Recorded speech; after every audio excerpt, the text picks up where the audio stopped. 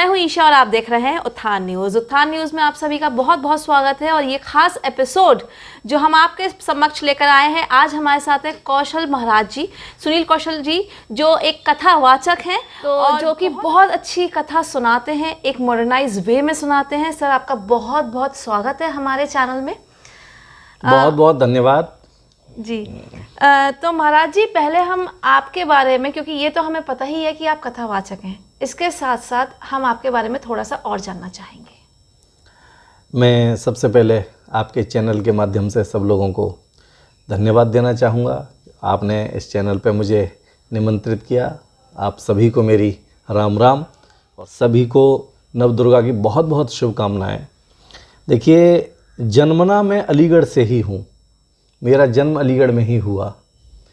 शिक्षा दीक्षा भी मेरी इधर उधर होती आती, स्कूलिंग अलग अलग जगह हुई, कॉलेज मैंने यहीं से किया और मैं बायो का स्टूडेंट रहा, पढ़ाई करी। इसके बाद फिर मैं राष्ट्रीय स्वयंसेवक संघ का प्रचारक हो गया। प्रचारक के नाते से भी कई जगह अलग अलग रहा। उसके बाद मैं प्रचारक से वापस लौटा, फिर मैं CBSE में लेक्चरर रहा राजस्थान में, बिड़ला में। तो मुझे शिक्षा जगत से जुड़ने का भी बहुत अवसर मिला, बड़ा अच्छा लगा। और उसके बाद फिर कोई बस ऐसे ही प्रेरणा हुई, मुझे लगा कि भगवान ने ये जीवन केवल सीमित दायरे में बंधे रहने के लिए नहीं दिया। तो फिर मैं अध्यात्म के क्षेत्र में आ गया और मुझे लग रहा है कि आज मैं अपनी भूमिका के साथ न्याय कर पा रहा हूँ जी। और बस आज पूरे देश में घूमता हूँ, विद्यार्थियों के बीच में, युवाओं के बीच में ख़ास तौर से मेरा जाना रहता है। उनके बीच में संवाद करके मुझे अच्छा लगता है और मैं चाहता हूँ कि अपने देश के लिए, धर्म के लिए कुछ कर सकूँ, ताकि ये जो मनुष्य जीवन भगवान ने दिया इसको मैं सार्थक कर सकूँ। ऐसा मेरा प्रयास रहता है। जी, जैसे हमने शुरू में कहा कि आप जो है कथा को, जैसे राम कथा हमने आपकी एक अटेंड की थी, इस तरीके से और भी कथा आप, क्योंकि कथावाचक हैं, आप करते ही रहते हैं। एक इम्प्रोवाइज करके आप जो मॉडर्नाइज करके बताते हैं, उसकी प्रेरणा आपको कहाँ से मिली? क्योंकि अक्सर जो है युवा कथा जो भी हो, रामायण हो या महाभारत हो, उसको सुनना इसलिए नहीं पसंद करते, उसकी भाषा थोड़ी सी क्लिष्ट होती है। लेकिन आप जिस तरीके से उसको आसान भाषा में उसका ट्रांसफॉर्मेशन हो जाता है उस कथा को, और फिर आप जो उसको सुनाते हैं, उसको सुनने में अपना ही आनंद है। तो ऐसी प्रेरणा आपको कहाँ से मिली? बहुत अच्छा प्रश्न आपने किया। इसकी प्रेरणा वास्तव में कहीं अलग से नहीं मिली। मुझे लगा, मैंने कहा, जब मैं इस क्षेत्र में आया तो इससे पहले चूँकि मैं एजुकेशन से जुड़ा रहा, तो मैंने देखा कि जो यूथ्स हैं या जो स्टूडेंट्स हैं, उनका कोई धर्म से बहुत ज़्यादा लगाव नहीं रहता। वो एक ट्रेडिशनल तरीका रहता है। बस जब एग्जाम आ रहे होते हैं तब उनको भगवान याद आता है, मंगलवार को और शनिवार को हनुमान जी के मंदिरों में बड़ी बड़ी लंबी लाइन लगी रहती है। मुझे लगा कि ये जो चीज़ है, धर्म उनके जीवन में नित्य रूप से आए तो उसके लिए कैसे संभव हो। तो मुझे समझ में आया कि उनके साथ उन्हीं की भाषा में संवाद जब तक हम नहीं करेंगे तब तक हम उनको नहीं जोड़ सकते। तो मुझे लगता है कि जितने भी प्रतीक हैं, धर्म को मैंने उन सारे प्रतीकों के साथ जोड़ते हुए जब मैंने उन विषयों को बोला तो लोगों को अच्छा लगने लगा। आज का युवा, अधिकांश कोई भी व्यक्ति हो, इलेक्ट्रॉनिक गैजेट्स का यूज़ करता है और उन्हीं चीज़ों को मैंने कथा के माध्यम से अगर मैंने प्रयोग किया तो उसका रिस्पॉन्स बहुत अच्छा आया, तो लोगों को अच्छा लगने लगा। और वो कहीं से गलत भी नहीं है। इसलिए भी गलत नहीं है क्योंकि भारत का जो विज्ञान है तकनीकी रूप से बहुत उन्नत किस्म का रहा है प्राचीन काल में। मुश्किल क्या है कि हम लोग अपने धर्म ग्रंथों को पढ़ते नहीं हैं। हमारे सारे धर्म ग्रंथ ज्ञान के अपार भंडार हैं, एनसाइक्लोपीडिया हैं। मुश्किल ये है कि हम लोग केवल उनको लाल पीले कपड़े में बांध के अलमारी में रखे रहते हैं। जब तक हम उनको पढ़ेंगे नहीं तो हमको समझ में नहीं आएगा। आज दुनिया में जितने भी रिसर्च हो रहे हैं वो भारतीय ज्ञान के ऊपर ही हो रहे हैं। तो मैंने उन्हीं चीज़ों को प्रतीक रूप में धर्म के साथ जोड़ा, विज्ञान को जोड़ा, तो उसका परिणाम बहुत अच्छा आया। जी जी। और अक्सर हमने देखा है, अगर मैं अपनी भी बात करूं तो हम जब भी कथा सुनते हैं तो हम सो जाते हैं, लेकिन जब आपकी हमने कथा सुनी, जो आप राम कथा अभी हाल ही में आपने की थी, उसको ऐसा लग रहा था कि बस अब क्या होगा, नेक्स्ट क्या होगा, नेक्स्ट क्या होगा, सुनने में बड़ा मज़ा आया वो। निश्चित रूप से। असल में क्या है कि वैसे ये थोड़ा सा ऐसा विषय है, सामान्यतः ज़्यादातर जो कथा व्यास होते हैं, कुछ लोग, बहुत कम मात्रा है उनकी प्रतिशत में, वो लोग एकदम परंपरागत रूप से ही धर्म को प्रस्तुत करते हैं। उन्होंने उसका अध्ययन भी परंपरागत रूप से ही किया है। मैं चूँकि बायो का स्टूडेंट होने के नाते तो मैंने जब इसका अध्ययन किया तो मुझे लगा कि इसको समझना भी चाहिए। हमारे धर्म ग्रंथों में जो लिखा हुआ है, जब मैंने उनको अपनी आंखों से जाके देखना शुरू किया तो मुझे इतना आनंद आया कि हमारे धर्म ग्रंथों में जो जो जैसा जैसा वर्णन है सब कुछ एज इट इज है आज भी। बिल्कुल आप किष्किंधा जाइए, आपको लगेगा, आप किष्किंधा छोड़िए, बहुत दूर है, कर्नाटक में पड़ता है। आप ब्रज में चले जाइए, ब्रज में एक एक स्थान ऐसा है आपको लगेगा कि भगवान अभी निकल के आएंगे, अभी निकल के आएंगे। तो ये तब संभव हो पाया जब मैंने उनको प्रत्यक्ष रूप से अपनी आंखों से जाके देखा। तो उसके कारण क्या है कि मुझे बोलने में बहुत आसानी रहती है। मैं साधिकार बोलता हूँ क्योंकि मैंने उन चीजों को दोनों को साम्य किया है, मिला के देखा है, प्रैक्टिकल और थ्योरेटिकल दोनों चीजें। हाँ। तो उसके कारण से आसानी रहती है और उसके कारण से विषय में रोचकता बनी रहती है। वो केवल वो नहीं है जो किताब में ही लिखा हुआ है, वर्तमान में किस स्वरूप में है उसको भी मैं, चूंकि मैंने स्वयं देखा है इसलिए मैं उसको बोलता हूँ, तो वो जरा आसान हो जाता है, सबको अच्छा लगता है। जी जी जी। वर्तमान, अब अगर एक सवाल हम आपसे पूछे कि वर्तमान में जो युवा पीढ़ी है उसकी भूमिका क्या होनी चाहिए राष्ट्र के प्रति और धर्म के प्रति? बहुत अच्छा प्रश्न किया। देखिए, किसी भी राष्ट्र के लिए जो सबसे महत्वपूर्ण कड़ी होती है वो है युवा। बिल्कुल। और हम लोग इतने इस मामले में अपने को गौरवशाली अनुभव करते हैं कि भारत एक बहुत युवा राष्ट्र है, दुनिया का सबसे युवा राष्ट्र है, सबसे बड़ी युवा पीढ़ी हमारे पास है। लेकिन बहुत सारी विसंगतियां रहीं, विडंबनाएं रहीं, देश की पिछली सत्ताएं ऐसी रहीं जिनके कारण से हम इस युवा पीढ़ी का राष्ट्र के निर्माण में बहुत ज़्यादा उपयोग नहीं कर पाए। उपयोग तो हमेशा से ही रहता है लेकिन बहुत ज़्यादा उपयोग नहीं। आज के समय में युवा पीढ़ी की जिम्मेदारी बहुत बढ़ गई है। आज का युवा केवल अपने कैरियर के बारे में सोचता है, वो नेशन के बारे में नहीं सोचता।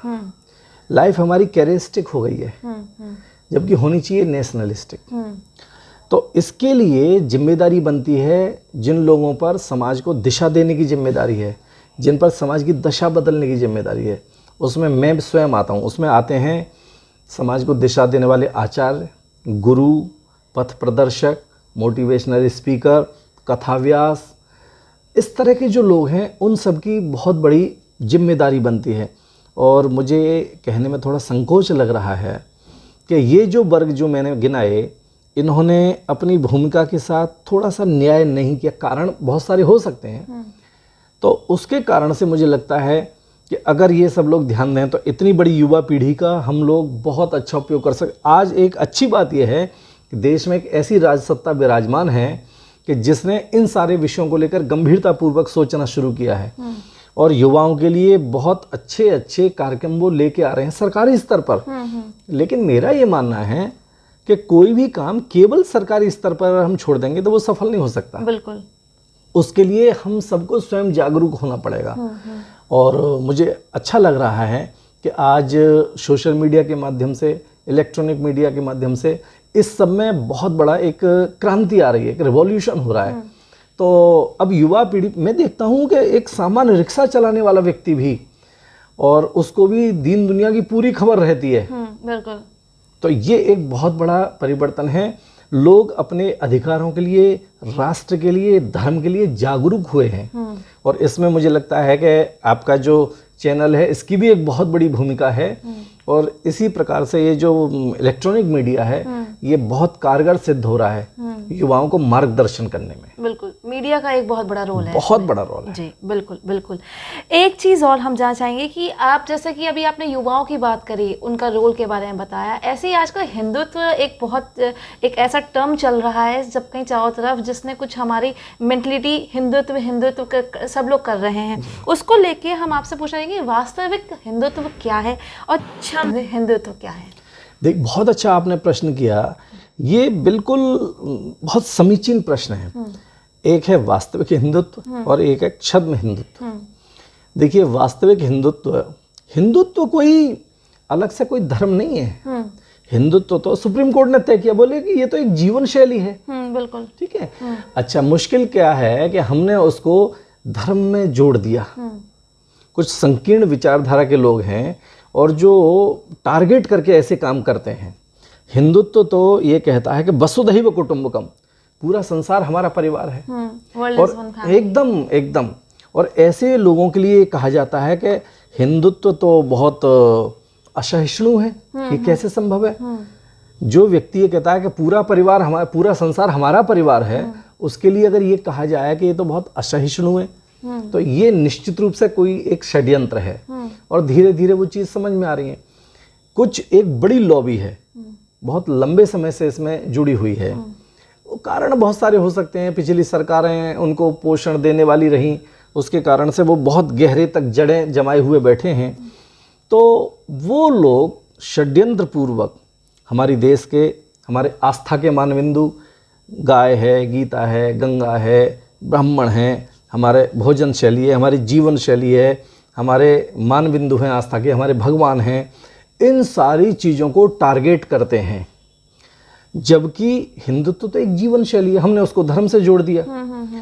अच्छा, छद्म हिंदुत्व क्या है? छद्म हिंदुत्व ये शब्द है, ये देन है सोशल मीडिया के द्वारा। क्योंकि आजकल सोशल मीडिया का, जैसे मैंने अभी कहा कि इसका बहुत बड़ी भूमिका है, तो इसके साइड इफ़ेक्ट भी हैं। और साइड इफ़ेक्ट के तौर पर ही छद्म हिंदुत्व को डेवलप किया जा रहा है। भाई, दूसरे लोग आप कुछ भी करते रहें किसी भी विषय में, हमारे आस्था के मानबिंदुओं के ऊपर आप कोई भी टिप्पणी कर दें, कोई भी कुछ कर दें, वो चलेगा, क्योंकि वो विचारों की अभिव्यक्ति है। और हमारी तरफ से कोई व्यक्ति अगर ये कह दे कि जो तुम्हारी यहाँ लिखा हुआ है उसी को अगर हम कोट कर दें, तो तुम कहोगे कि ऐसा कर देंगे और ऐसा कर देंगे, ये अब नहीं चलने वाला इस देश में। बिल्कुल। तो ये पहचानना पड़ेगा। यहाँ पर मीडिया को थोड़ा सा सावधानी रखनी पड़ेगी। और मैं निवेदन भी करना चाहूँगा, लोग बहुत जागरूक भी हुए हैं, लेकिन इसमें थोड़ी सावधानी रखनी पड़ेगी कि जो छद्म हिंदुत्व है ये एक षड्यंत्र है वास्तव में। इस षड्यंत्र को पहचानना पड़ेगा और इसको दूर करने में मदद करनी पड़ेगी। उसके लिए आपको फैक्ट्स के साथ बात करना ज़्यादा ज़रूरी है। फैक्ट्स के होना चाहिए। एकदम जी। एक सवाल और हम करेंगे, वो है वर्तमान में हिंदू फोबिया पैदा किया जा रहा है, जैसे आपने अभी कहा ही है, और हिंदुओं पर हमला भी हो रहा है। तो इस विषय में आपका हिंदुओं के लिए क्या ऐसा संदेश है? बहुत अच्छा प्रश्न है। मुश्किल क्या है कि ये जो प्रश्न है वास्तव में, ये एक प्रकार से एक षड्यंत्रकारी टीम के द्वारा बनाया हुआ है। हिंदू के नाम पे फोबिया पैदा किया जा रहा है, हिंदुत्व के नाम पे डराया जा रहा है। इनटॉलरेंस। एकदम। अब आप देखिए, अभी लेटेस्ट कि भारत में रहने वाले एक वर्ग, मुझे कहने में संकोच नहीं, मुसलमानों की परिवारों की लड़कियां वो हिजाब की मांग कर रही हैं।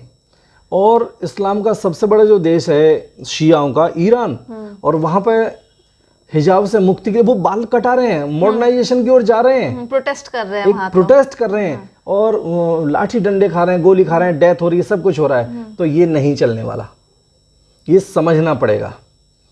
इसके लिए थोड़ा सा सबको जागरूक होना पड़ेगा। और इसमें सबसे बड़ी भूमिका आती है मीडिया की।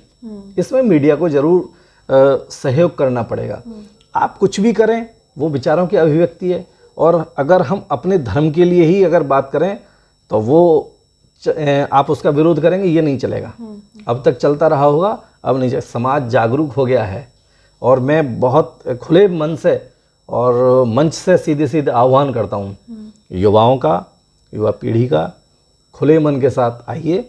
अच्छा, मैं संवाद के लिए भी आमंत्रित करता हूँ, एक बार आके बैठो तो सही, डायलॉग तो करो। आप टीवी पे डिबेट देखते होंगे, वो सब बकवास करते रहते हैं और कोई भी टू द पॉइंट बात नहीं करता। जैसी कोई बात आती है तुरंत भाग खड़े होते हैं। इसका कारण है कि आप कहीं ना कहीं गलत हैं, आप कमज़ोर हैं। हमारा जो विचार है वो बिल्कुल कमज़ोर नहीं है। हम तो पूरे संसार के कल्याण की कामना करते हैं। पूरे संसार में केवल हम ही हैं जो बोलते हैं विश्व का कल्याण हो। हम ये नहीं कहते कि केवल हमारे देश का कल्याण हो। संसार में केवल हम ही हैं जो बोलते हैं विश्व का कल्याण, प्राणियों में सद्भावना हो। और यार कमाल है, जो व्यक्ति ये कल्पना कर रहा है, भगवान से प्रार्थना कर रहा है कि प्राणियों में सद्भावना हो, केवल ये नहीं कह रहा कि केवल हिंदुओं में सद्भावना हो, प्राणियों में सद्भावना की बात करने वाले व्यक्ति को हम लोग ऐसी बात बोलते हैं। पूरे संसार में, विश्व में शांति की कामना करने वाले केवल हम ही हैं। अंतरिक्ष से लेके पाताल तक, ओम द्यौ शांति अंतरिक्ष गोम शांति पृथ्वी शांति, अंतरिक्ष से लेके पाताल तक पूरी सृष्टि समष्टि प्रकृति सबकी शांति की कामना करने वाले हम लोग, और हमारे साथ ऐसी बात कही जाएगी। मुश्किल क्या है, फिर वही बात आ जाती है कि जिन लोगों पर समाज को दिशा देने की जिम्मेदारी है, दशा बदलने की जिम्मेदारी है, वो अपनी भूमिका के साथ पूरा न्याय नहीं कर पा रहे, इसलिए ये समस्या आती है। आज युवा आपकी ओर हमारी ओर बड़ी आशा भरी दृष्टि से देख रहा है, लेकिन उसको वो चीज़ नहीं मिलती तो वो फिर कहाँ से खोजेगा? अपने फ्रेंड सर्कल में खोजेगा, वहाँ से नहीं निकलेगी, वहाँ से नहीं मिलेगी संतुष्टि, तो फिर वो गूगल बाबा की शरण में जाएगा। अरे जो साक्षात बाबा बैठे हैं, भूमिका तो उनकी है, परिवर्तन तो उनको लाना है। गूगल बाबा तो वही बोलेगा ना जो उसको बता दिया गया, जो उसमें फीड कर दिया गया। तो इसमें हम सबकी सामूहिक रूप से बहुत बड़ी जिम्मेदारी बनती है, बहुत बड़ा उत्तरदायित्व है, और मुझे लग रहा है कि बहुत बड़ा परिवर्तन आ रहा है। लोग जागरूक हो रहे हैं, समझने लगे हैं। अब लोगों में उत्सुकता बढ़ने लगी है। कोई भी विषय हो, मैं देखता हूँ लोग बहुत उसके बारे में क्यूरियोसिटी रहती है। हाँ। कहीं से भी जानकारी मिले, पूरी खोज उसकी करना चाहते हैं, डीप तक जाना चाहते हैं। और ये एक अच्छा संकेत है देश के लिए, राष्ट्र के लिए और धर्म के लिए भी जी। और मुझे लगता है कि इस मामले में आप भी बहुत बड़ी भूमिका निभा रही हैं, आपका चैनल बहुत बड़ी भूमिका निभा रहा है, और मैं चाहूँगा कि इसी तरीके से आपसे भी प्रेरणा लेके मीडिया जगत के जो और चैनल्स हैं और बंधु हैं, वो सब भी अगर इसमें सहयोगी हों तो निश्चित रूप से बहुत जल्दी हम अपने लक्ष्य को प्राप्त करेंगे जो हम जागरूक करना चाहते हैं। सनातन धर्म पूरा साइंस बेस्ड है, एकदम पूरा हर चीज साइंस है उसमें। यही एकमात्र ऐसा धर्म है जो पूरी तरह से वैज्ञानिक है। आप वैसे भी देखिए, दुनिया में जितने भी रिसर्च हो रहे हैं वो केवल भारतीय दर्शन की चीज़ों पे हो रहे हैं। दुनिया में कोई भी मत पंथ संप्रदाय ऐसा नहीं है जिसकी लिखी हुई किसी भी चीज़ पर कहीं भी कोई रिसर्च हो रहा हो। और देखिए, शब्द पे गौर करिए, रिसर्च हो रहा है, सर्च तो हो चुकी है। सर्च तो हमारे ऋषि मुनि साधु संत पहले करके लिख के छोड़ चुके हैं। अब तो दुनिया उन पर रिसर्च कर रही है। बिल्कुल, वो भी साइंटिस्ट ही थे, वो भी जो ऋषि मुनि थे वो सब साइंटिस्ट ही थे। जितने भी हमारे साधु संत ऋषि मुनि थे वो सब बहुत बड़े, बहुत उच्च स्तर के वैज्ञानिक थे। आप किसी भी एक व्यक्ति का नाम लें। अब आप देखिए कि हमारे भरद्वाज ऋषि, इतने बड़े ऋषि कि उन्होंने संसार में जो एरोनॉटिकल साइंस है, वैमानिकी जो है, विमान विद्या, उसके ऊपर एक पुस्तक लिखी है। और उस पुस्तक उसमें 32 टाइप्स ऑफ एरोप्लेन, 32 प्रकार के जहाज़ों का वर्णन है। और ऐसे ऐसे जहाज़ों का वर्णन है कि अभी तक उनको मतलब बनाना तो दूर की बात है, नासा के वैज्ञानिक सिर पकड़ के बैठेंगे, यार ये कैसे पॉसिबल था, लेकिन था। उन्होंने पूरे प्रोटोटाइप दिए हैं, सारी चीज़ें एकदम बहुत स्पष्ट रूप से कही हैं। आप देखिए, हमारे यहाँ ये कुछ सरकारों की भी स्थिति रही पिछली सरकारों में, लेकिन अब थोड़ा सा परिवर्तन आया है। ऑस्ट्रेलिया की मेलबर्न मेडिकल यूनिवर्सिटी के गेट पर एक बहुत बड़ा स्टैचू लगा हुआ है। कोई भी सर्च कर सकता है, गूगल पे सर्च मारो, मालूम पड़ जाएगा। मेलबर्न मेडिकल यूनिवर्सिटी के गेट पर एक स्टैचू लगा हुआ है और उसके नीचे लिखा हुआ है the father of surgery, the father of surgery Sushruta. Bharat का एक ऋषि है जिसने पूरे संसार को सर्जरी का ज्ञान दिया। और हमारे यहाँ पढ़ाने में दम निकलता है, हमारे यहाँ ये सत्य को बोलने में भी थोड़ी परेशानी होती है लोगों को कि ये हमारे कैसे ऋषि आ गए। बिल्कुल, मार्शल आर्ट भी जितनी भी है वो भी यहीं से निकली है। ये ऋषि पतंजलि, योगा, सब यही भारत से ही हुआ है और सब यहाँ से एकदम संसार को पूरा विज्ञान, टेक्नोलॉजी, आयुर्वेद, सर्जरी, व्याकरण, जो कुछ भी आज दुनिया में दिखाई देता है वो सब भारत की देन है। आपको आश्चर्य लगेगा कि जैसे भारत से ज्ञान पहले अरब में गया। यूरोप वाले तो बहुत बैकवर्ड हैं, जो अपने आप को सबसे ज़्यादा वो कहते हैं कि हम बहुत विकसित हैं, वो सबसे ज़्यादा बैकवर्ड है। मैं आपको प्रमाण देता हूँ, भारत से सबसे पहले हर तरह का ज्ञान अरब में गया, गणित का ज्ञान अरब में गया। आज भी वहाँ जो अंकगणितीय संख्याएं होती हैं उनको हिंदसा बोलते हैं। जैसे जितने भी संख्याएं हैं गणित की उनको हिंदसा बोलते हैं। इट मीन्स हिंद से आया हुआ, और हिंद से आया हुआ वहां हिंद सा हुआ, फिर वो अरब से पहुंचा यूरोप में, तो वो न्यूमेरिक बना। अब आप देखिए, और कोलंबस कहता है कि भारत की खोज हमने करी थी। क्या भारत के खो गया था कहीं? कोई बच्चा था क्या जो पोस्टर लगा दिए थे, फ्लैक्स लग रहे थे कि भैया खोया पाया है, इतना जरा तलाश करके दीजिए? कैसी अजीब स्थिति है। आपको आश्चर्य लगेगा कि कोलंबस की जो डायरी है, अब वो पब्लिश हो गई है, उसमें उसने लिखा कि एक बार वो अपने स्पेन के राजा के यहाँ वो था कहीं, तो उसने देखा कि एक बहुत बड़ा कोई व्यापारी आया हुआ है, तो उसने उससे परिचय किया। तो वो गुजरात का एक व्यापारी था, तो उसके साथ जब आया बंदरगाह पे, तो उसने देखा, कोलंबस ने लिखा है कि मेरे पास उस समय अपने देश का सबसे बड़ा जहाज़ था, और मेरी आंखें तब खुली रह गईं जब मैंने उस व्यापारी के पास अपने जहाज़ से 10 गुने बड़े जहाज़, अपने जहाज़ से 10 गुना बड़ा जहाज़, और ऐसे उसके पास 20 जहाज़ों की फ्लीट थी, बेड़ा था। वो हाथ जोड़ गया, बोले भैया कहाँ से आए हो? बोले भगवान की भूमि से आए हैं। तब उसके पीछे पीछे आया है कोलंबस जी। और हमको ये पढ़ाया जाता रहा कि भारत की खोज करिए। अरे भारत कोई बच्चा था क्या? हाँ, भारत कोई बच्चा था, खो गया था क्या? तो ये जो विडंबनाएं हैं, इन सबको, विसंगतियों को दूर करने की जिम्मेदारी हम सब लोगों की सामूहिक रूप से, केवल सरकारी स्तर पर नहीं होगा, हम सब लोगों को करना पड़ेगा। और मुझे लगता है कि लोग बहुत बड़ी संख्या में अब इस भूमिका में आ रहे हैं, और एक अच्छा संकेत है। जी बिल्कुल बिल्कुल। आपके समय के लिए बहुत बहुत धन्यवाद।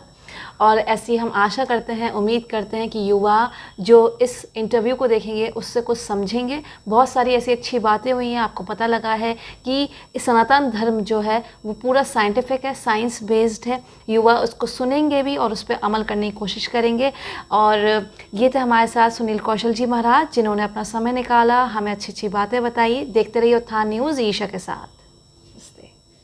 बहुत बहुत धन्यवाद आपका।